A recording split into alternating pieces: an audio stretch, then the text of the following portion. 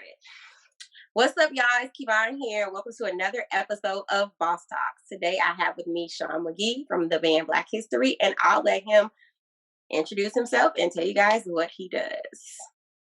Hey, Peace, Sean. y'all. How you doing? Yeah, it's a pleasure for me to be here today. My name is Shun McGhee. I'm from the adult contemporary hip hop band Black History. We're in the DC area, so shout out to everybody. 301-202-571-703. Everybody. For sure, for sure. Like I said, I'm just happy to be here today talking about our debut album, What Does It Explode? Okay, so tell me a little bit about how your band got started and how you guys got together. Sure. Well, it's a really long story that I'm gonna try to condense. Uh, One day, I came up with the name as I was coming into the grocery store. The name Black History just came to me. I was walking through the doors of the store, and I said, "Oh, ladies and gentlemen, the band Black History," and I was like, "Ooh, that's dope." And the person that was with me was like, "Yeah, that's dope too." So at the time, I was playing in church, and there was a guy who came and interviewed for a drummer's position. And so he didn't get the position. Another guy did, but I remembered him, and I said, one day I'd like to work with him. So I was Mhm. teaching at the time, and I was teaching summer school, and the guy who didn't get the position was attending summer school. Oh, So wow. yeah, so I saw him, and I was like, "Hey, what you doing here?" He was like, "Going to school." And so Like, duh. right. So at the time, he was, quite younger than me because I was teaching and he was attending. But I said, when you finish, let's get together and start talking. So when he Mhm. finished at the end of the summer, then we started making music. We did the first song that we ever recorded together. He was the drummer on there, but the guy who got the job, when he didn't get the job, he wound up being the drummer for the longest time in the band for like 8 Oh, years. And then wow. he played on all the songs, all the other songs that you hear. Mhm. So the other guys, they kind of came similar ways. We had a jazz club here, and I met the percussionist, and then we just, just as we kept moving forward, kept meeting other guys, and you know, Mhm. here we are. Okay, okay. And how long has your band been around? Oh gosh, if it's 20, it's almost 21 now, right? So Yeah. like 15 or 16 years, a long time. Wow. Yeah, I mean, it was a brief interim where I was in another band for a little while. Mhm. And then when that didn't work out, right, I came back to my own band, which is where I needed to be. Okay, okay, okay. And how does like being, I guess, a musician, like how do you feel about that and entrepreneurship? Like how do they coincide for you? Sure. So uh, as a musician, people don't really think about it like that you are a entrepreneur, but you really are. And I understand why people don't think about it like that because, especially when I was coming up, right? I'm a Gen Xer. So the whole Mhm. thing about being a musician is you weren't really recognized as being a musician until you were signed. Yeah. But that Because was your the era. family tell you that don't make no money. You need to get a real job or stuff like that. So yeah. Exactly. So when the age of record labels kind of, passed away, most of us musicians started doing this ourselves. Hmm. And there's a huge entrepreneurial component to it because you replace the label. So all the facets that the label would have been doing, the marketing and helping you grow and that kind of thing, that's really all on you. And it's quite an adventure. I can imagine. What have been some of your successes and failures with that? Okay, okay. That's So if you consider them failures, because I consider them lessons learned. But there are lessons learned, but I think, Kevon, I think you gotta fail, right? it's I all think a you part of do. success. It's part of the game, right? Mhm. Yeah, for So sure.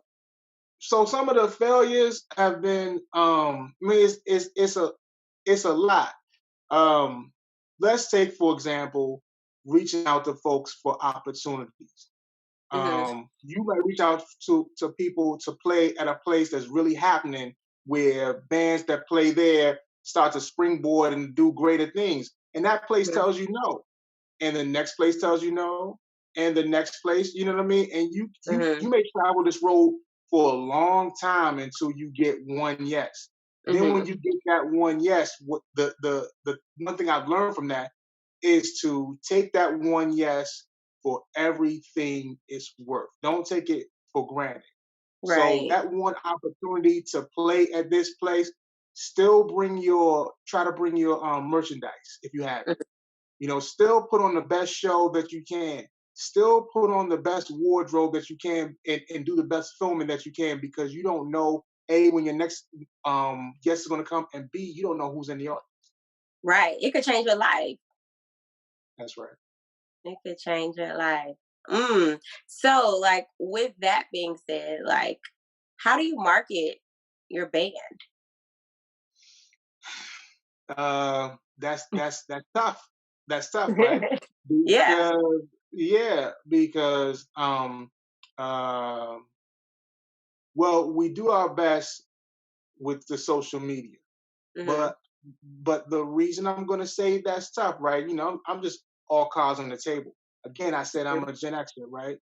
Mhm. So the social media is cool, but however, for my age group, we not all on social media all like that.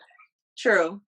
You know what I mean? Our life ain't Mhm. on social media. So whereas I would put a song up there and think people gonna actually see it, number one, the algorithms and stuff like that just don't let you be great like that. Oh my you know? God. It's changing Yeah, every day. Like marketing tactics yeah. that worked 2 weeks ago don't work today because they're constantly changing and evolving. And I don't think it's always the best thing. Like give us some time to get Mhm. used to some stuff.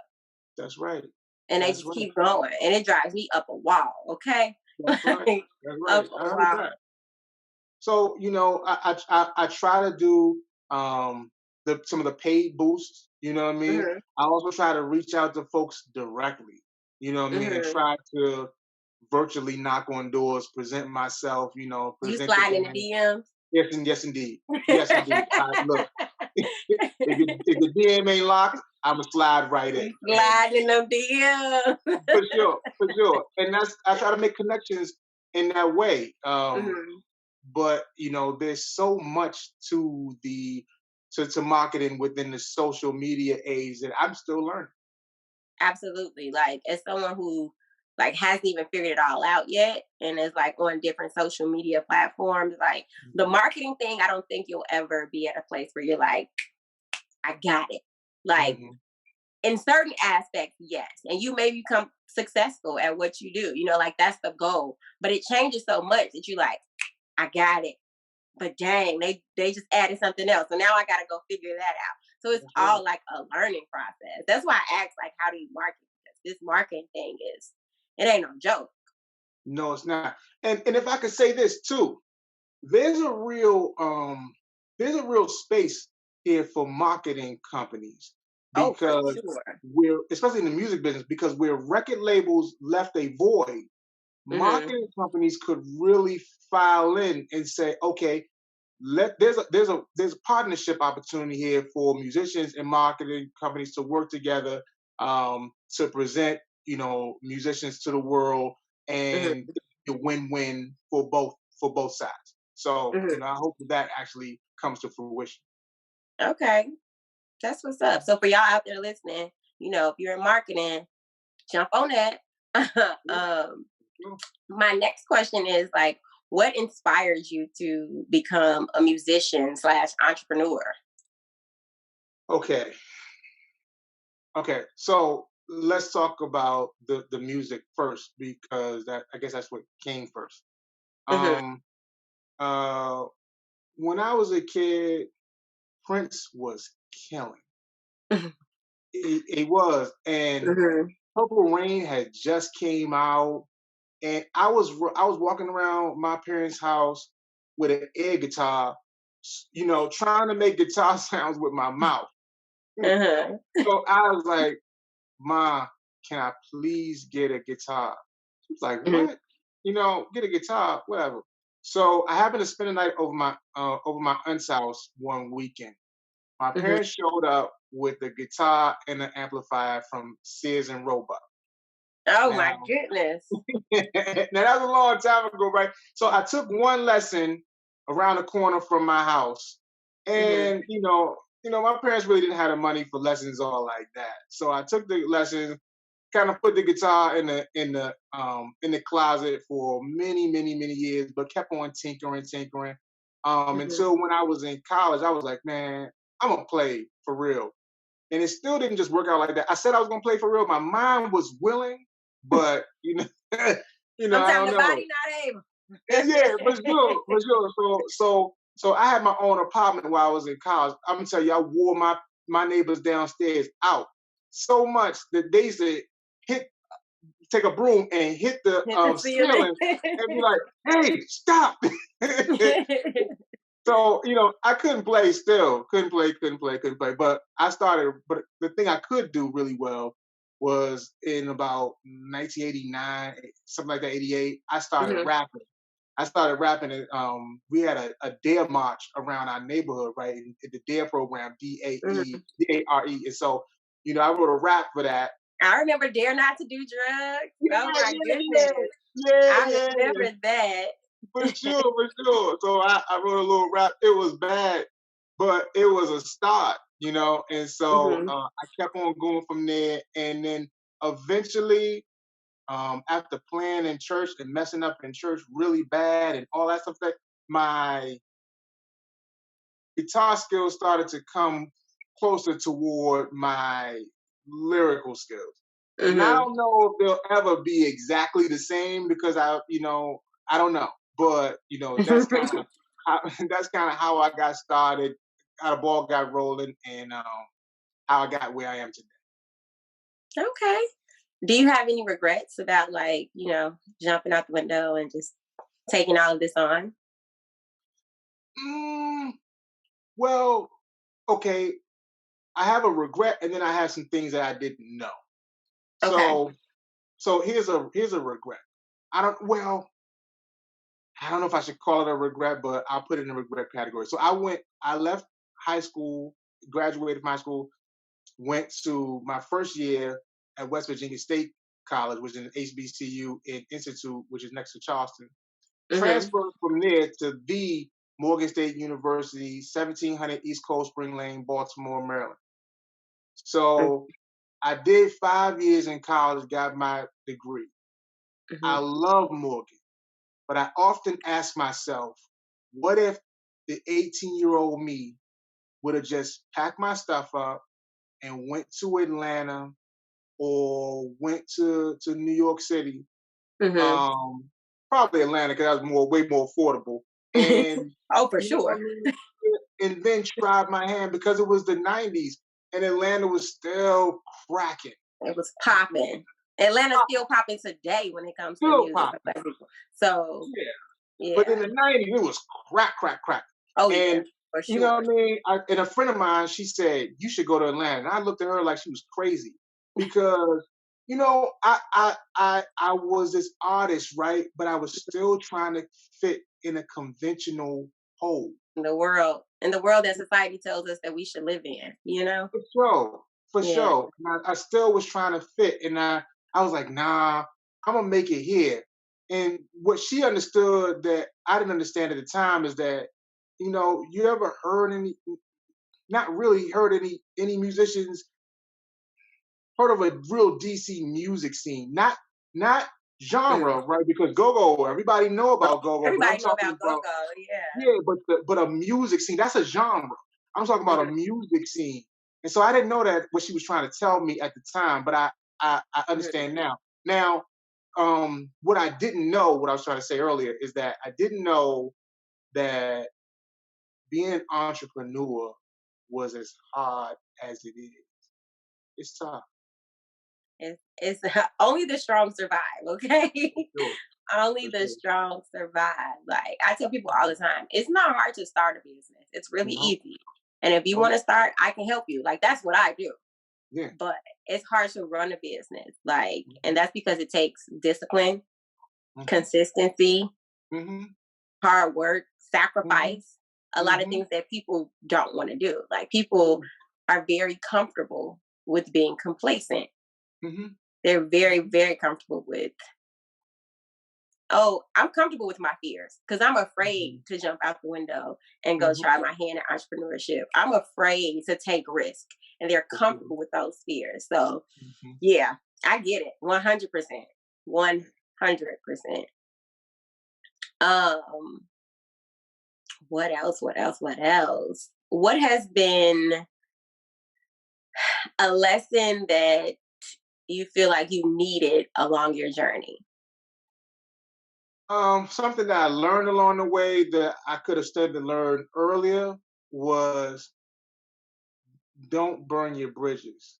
Mm. And when people say don't burn your bridges, right, you think, okay, just don't cuss them out.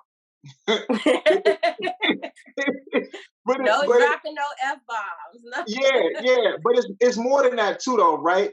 Don't Mhm, send them a don't send them a nasty email. You know what I mean? And mhm, what you also might want to do is not tell your other buddies in the music community, or in the promotion community about this. You know, just maybe let it ride mhm. because this thing is so circular, right? Mm, And you don't okay, know who you gonna run across again later on.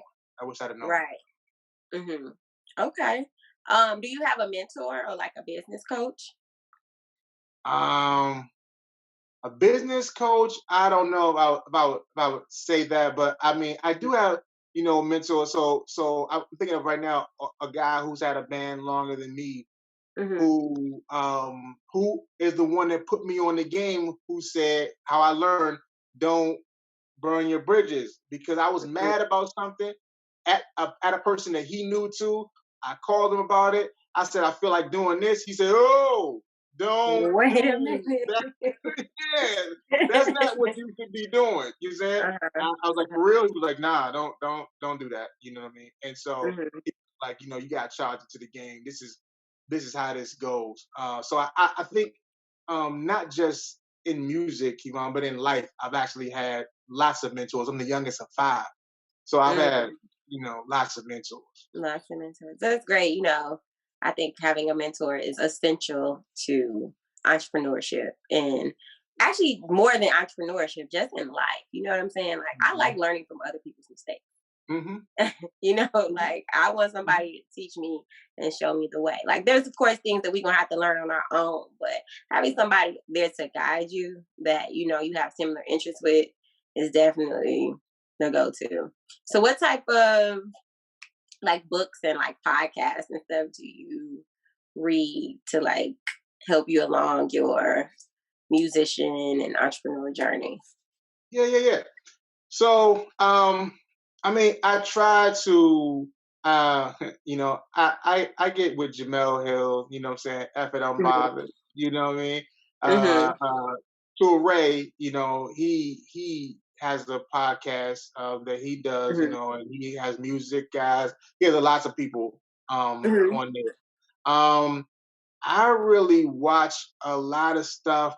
This is gonna sound cliche. I watch a lot of stuff on Black History, right? Okay. Because I mean, the band Black Mhm. History, but I watch a lot of stuff on Black History because I think the knowledge itself is so important, and the knowledge itself is important to take into business, right? Because Absolutely. um, I feel like I should be doing business with people from my community, right? To Absolutely. circulate my dollars and things like that. But when Mhm. you don't have that knowledge and you come into entrepreneurship, you could Mhm. still be practicing your entrepreneurship in a way that is not advantageous to your community. So, Absolutely. yeah. Absolutely. Okay. Okay.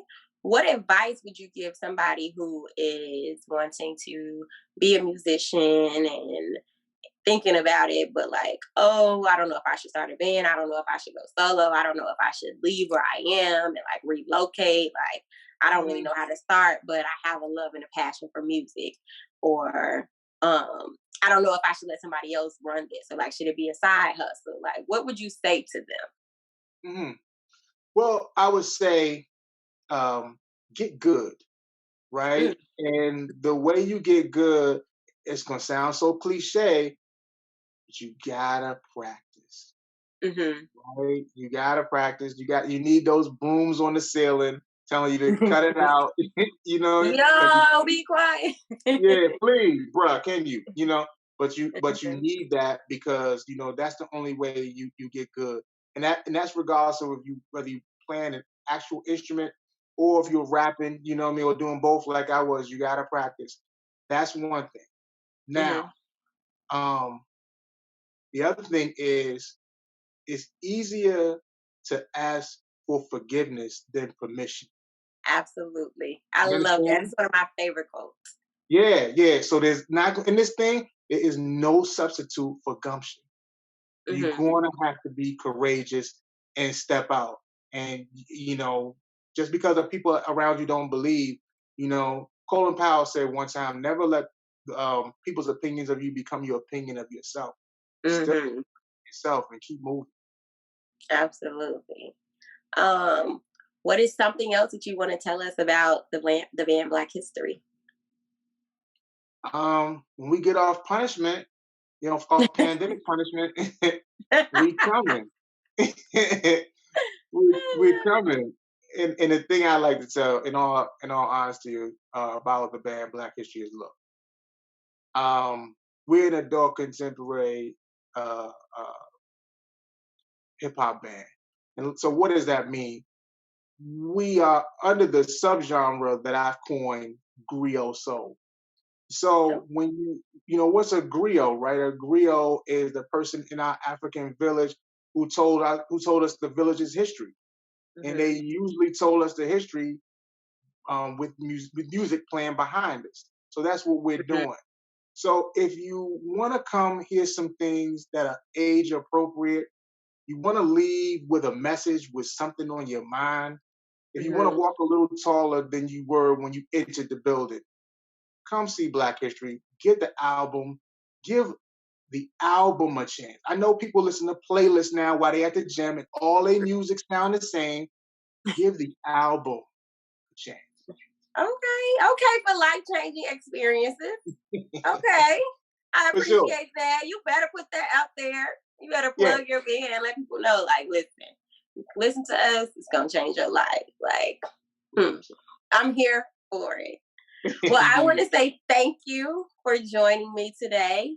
Um, and I want you to leave with I forgot to ask you this. How can people reach you? Like, what are your social media accounts, your website?